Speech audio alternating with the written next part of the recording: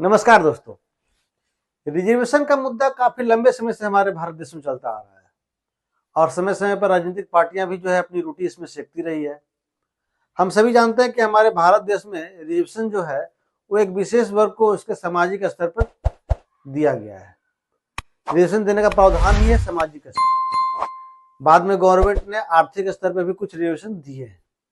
अब चूंकि रिजर्वेशन एक सामाजिक न्याय का मामला है, इसलिए जब भी इसमें कोई डिस्प्यूट होता है तो बीच में न्यायालय को आना पड़ता है। ऐसा ही एक मामला अभी राजस्थान राज्य में आया है, जहां पर सुप्रीम कोर्ट को आकर बीच में निर्णय सुनाना पड़ा। तो आइए जानते हैं पूरा क्या है मामला। सुप्रीम कोर्ट के द्वारा जो निर्णय सुनाया गया है वो सरकारी नौकरी करने वाले युवाओं के लिए बहुत ही इंपॉर्टेंट है। सुप्रीम कोर्ट ने राजस्थान हाई कोर्ट के द्वारा दिए गए निर्णय को ध्यान में रखते हुए ही यह निर्णय सुनाया है। यह मामला राजस्थान राज्य का है, जहां पर रिजर्वेशन को लेकर कुछ डिस्प्यूट हो गए थे।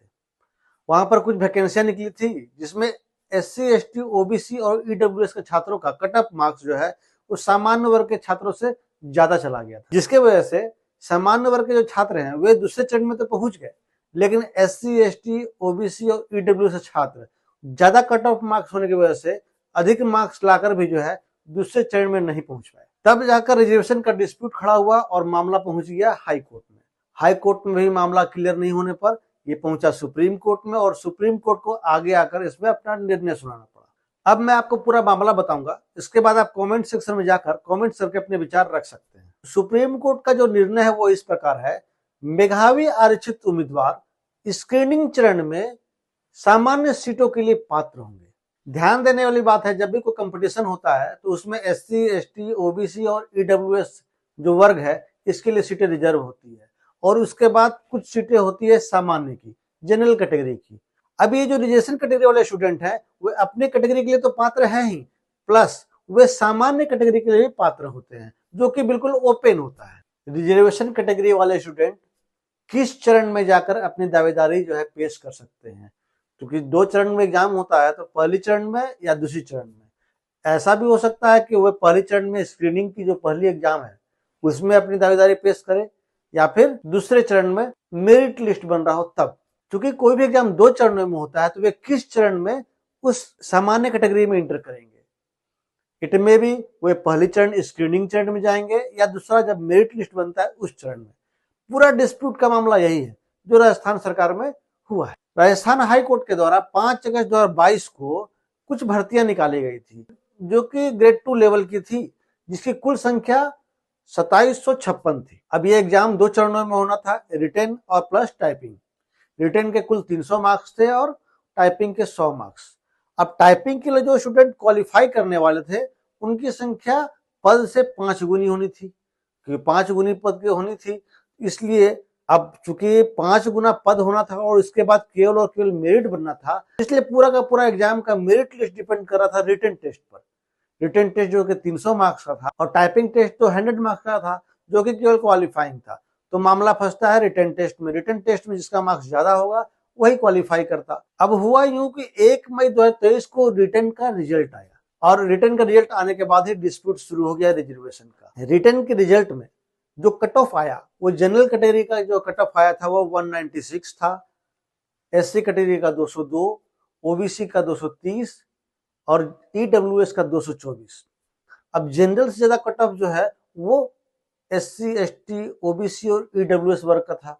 अब ऐसे में क्या हो गया, जनरल कैटेगरी के स्टूडेंट वो 196 मार्क्स लाकर द्वितीय चरण टाइपिंग टेस्ट के लिए क्वालिफाई कर गए और उससे अधिक मार्क्स लाकर रिजर्व कैटेगरी वाले वो दूसरे चरण में नहीं पहुंच सके। मामला हो गया डिस्प्यूट, मामला चला गया हाई कोर्ट में। वहां पर रिजर्व कैटेगरी वाले स्टूडेंट ने अपना ये दलील दिया कि अगर हम अपनी कैटेगरी में क्वालिफाई नहीं कर रहे हैं तो जो ओपन कैटेगरी है, जो सामान्य कैटेगरी है, उसके लिए तो हम क्वालिफाई कर रहे हैं, तो हम उसमें फाइट करेंगे, हमको उसमें जगह दिया जाए। हाई कोर्ट ने इस बात को मान लिया कि बिल्कुल सही बात है, क्योंकि जो सामान्य कैटेगरी है वो तो बिल्कुल ओपन है और उनके लिए जो मार्क्स चाहिए, उनका जो कट ऑफ है उसके लिए तो ये एलिजिबल है।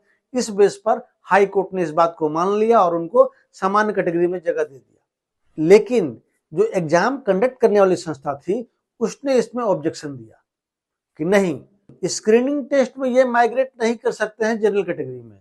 जो भी रिजर्व कैटेगरी वाले हैं उनको जब मेरिट लिस्ट बनाएगा वहां पर ये माइग्रेट करके जनरल कैटेगरी में जा सकते हैं, लेकिन स्क्रीनिंग में ये अपनी कैटेगरी में ही रहेंगे। और ये मामला लेकर वे पहुंच गए सुप्रीम कोर्ट।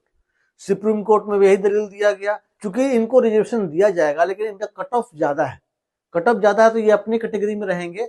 और जब ये माइग्रेट करेंगे जनरल कैटेगरी में, उस समय कब माइग्रेट करना है इनको, जब ऑलरेडी फाइनल मेरिट लिस्ट बनना होगा, उस समय जो है ये माइग्रेट कर सकते हैं जनरल कैटेगरी में। सुप्रीम कोर्ट ने एग्जाम कंडक्ट करने वाली संस्था की इस बात को नहीं माना और सुप्रीम कोर्ट ने यह दलील दिया कि ओपन कैटेगरी की जो सीटें हैं वो बिल्कुल ओपन है, किसी पार्टिकुलर वर्ग के लिए नहीं है। ऐसा नहीं है कि वो सामान्य वर्ग की सीटें हैं, वो बिल्कुल ओपन है, उस कैटेगरी में हर कोई फाइट कर सकता है।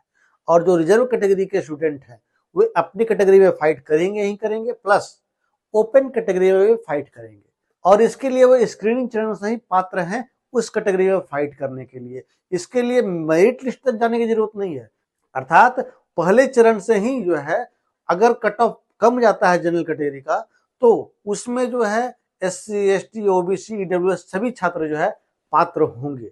हालांकि सुप्रीम कोर्ट के इस निर्णय के आने के बाद जो भी जनरल कैटेगरी के स्टूडेंट हैं उनकी मुसीबतें बढ़ गई है, क्योंकि अगर कट ऑफ ज्यादा जाता है तो भी उनको परेशानी है और कट ऑफ कम जा रहा है तो भी उनको परेशानी है। अपने विचार आप कमेंट सेक्शन में जरूर दें ताकि इसके ऊपर आगे बहस जारी रह सके। धन्यवाद।